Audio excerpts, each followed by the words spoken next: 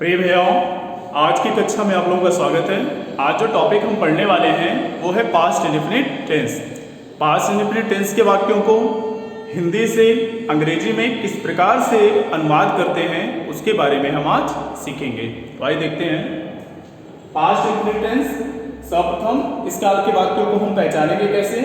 तो पहचान है, इस काल के वाक्यों में भूतकाल में किसी कार्य का करना अथवा होना पाया जाता है तथा वाक्यों के अंत में ता था, ती थी, ते थे अथवा या ए ई आदि आता है। तो पहचान है कि इस काल के वाक्यों में भूतकाल में किसी कार्य का करना अथवा होना पाया जाता है।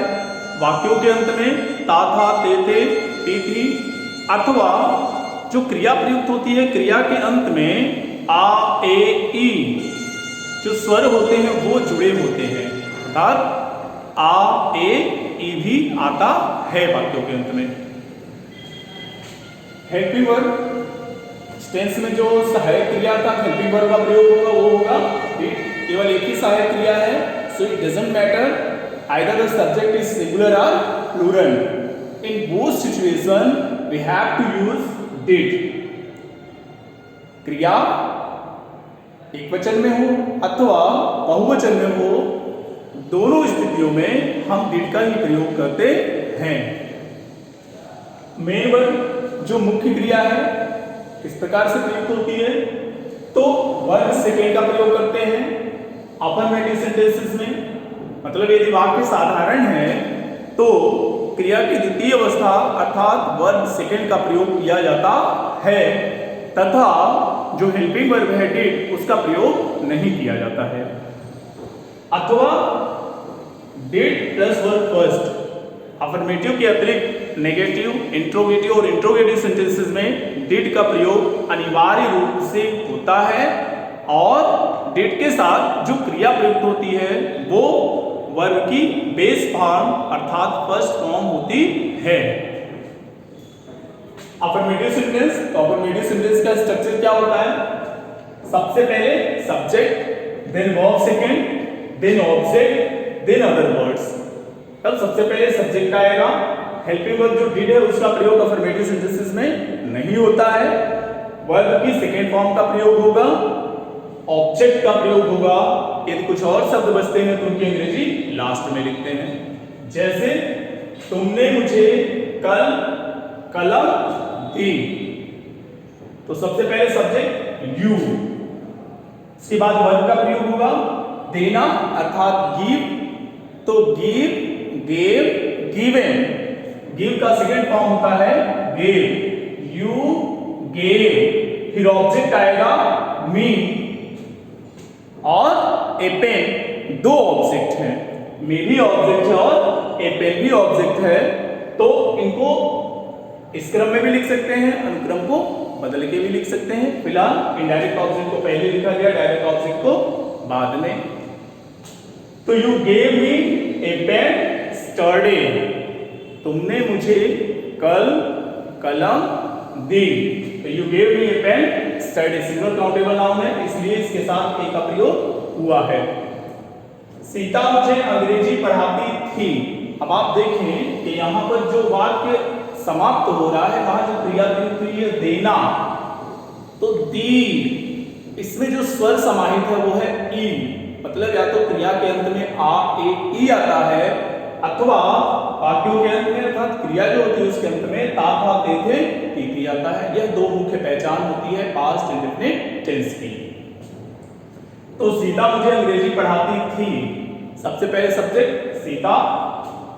टीच मींस होता है पढ़ाना, teach, taught, taught, second form का वर्ब होता है टॉट। तो सीता टॉट, ऑब्जेक्ट है मी इंग्लिश, इसमें भी दो ऑब्जेक्ट हैं, पहले इनडायरेक्ट को लिखा गया बाद में डायरेक्ट को लिखा गया है। ऑब्जेक्ट अगर दो आते हैं तो उनके अनुक्रमों में किस प्रकार से समायोजन करते हैं, किस प्रकार से पहले कौन बाद में कौन कैसे रखते हैं, इसके बारे में चर्चा हम लोग पूर्व की कक्षा में कर चुके हैं। तो Sita taught me English, Sita मुझे अंग्रेजी पढ़ाती थी। नेगेटिव सेंटेंस, यदि वाक्य नकारात्मक है तो सब्जेक्ट सबसे पहले आएगा और जो ही नेगेटिव होगा हेल्पिंग वर्ब डिड का प्रयोग यहां पर हो जाएगा। Helping verb then not then main verb की फर्स्ट फॉर्म का प्रयोग होगा, फिर ऑब्जेक्ट। इस बात को बहुत ध्यान रखेंगे कि अफर्मेटिव सेंटेंस में डिड का प्रयोग नहीं होता है और क्रिया की द्वितीय अवस्था का सेकेंड फॉर्म का प्रयोग होता है, और जो ही डिड का प्रयोग होता है तो वहां पर बेस फॉर्म अर्थात फर्स्ट फॉर्म का प्रयोग किया जाता है। तो subject plus did plus not plus verb first plus object. जैसे लड़कों ने अपना पाठ याद नहीं किया है,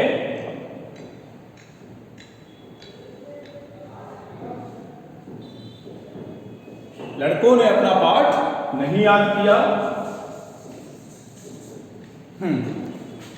तो यहां भी देखिए करना लास्ट में आ समाहित है, लड़कों ने अपना पाठ याद नहीं किया, तो सबसे पहले सब्जेक्ट हो गया द बॉयज, फिर नेगेटिव है तो डिड का प्रयोग, फिर नॉट का प्रयोग, डिड नॉट लर्न, याद करना लर्न दियर लेसन्स, तो लड़कों ने अपना पाठ याद नहीं किया, the boys did not learn their lessons.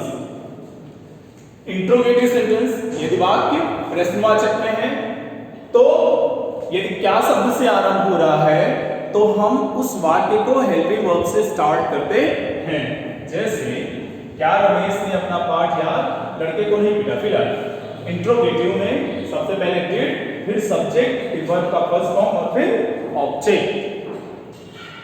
जैसे क्या रमेश ने उस लड़के को पीटा, क्या रमेश ने उस लड़के को पीटा, क्या शब्द से आरंभ हो रहा है, इंट्रोगेटिव है, और जब क्या शब्द से आरंभ होता है तो हेल्पिंग वर्ब से उस वाक्य को हम आरंभ करते हैं।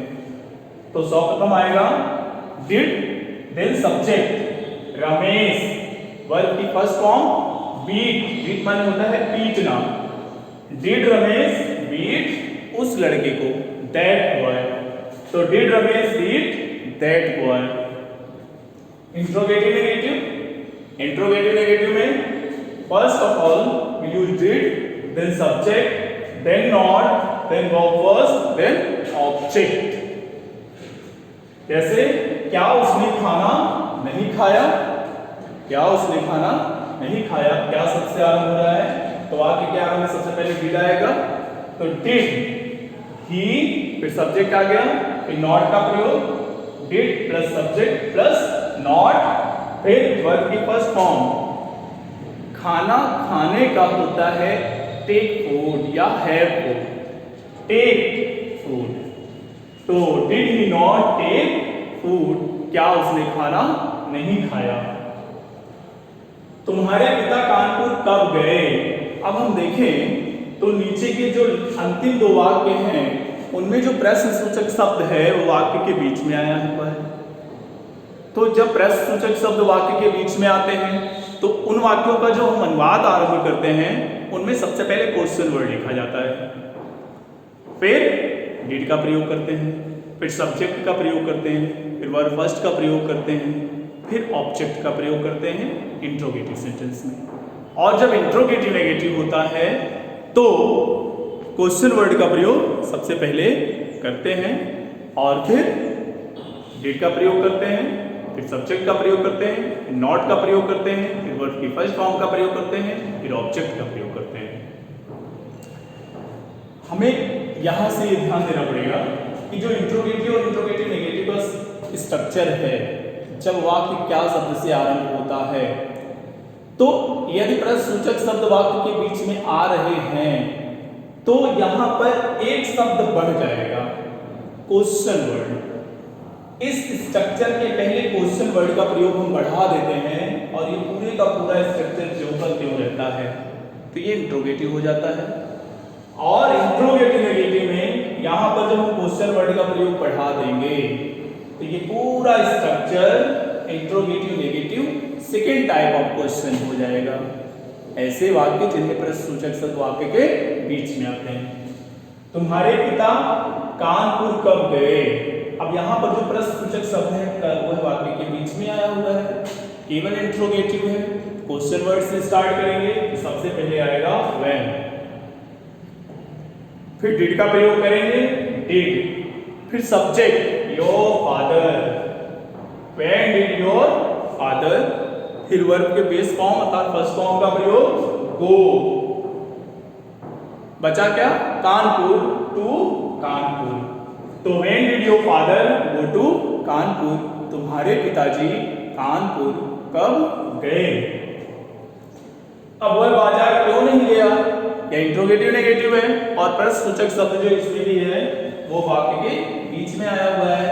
तो हम जब इस वाक्य का अनुवाद करना आरंभ करेंगे तो सबसे पहले क्वेश्चन वर्ड लिखेंगे अर्थात क्यों शब्द की अंग्रेजी लिखेंगे why. Here helping verb did, फिर subject why did he not go to market, why did he not go to market, वह बाजार क्यों नहीं गया। तो ये था past indefinite, affirmative, negative, interrogative और इंट्रोगेटिव नेगेटिव सेंटेंसेस। इस प्रकार से हम पास्ट इंडेफिनिट टेंस के वाक्यों का हिंदी से अंग्रेजी में अनुवाद करते हैं। I hope you understand this topic. Thank you.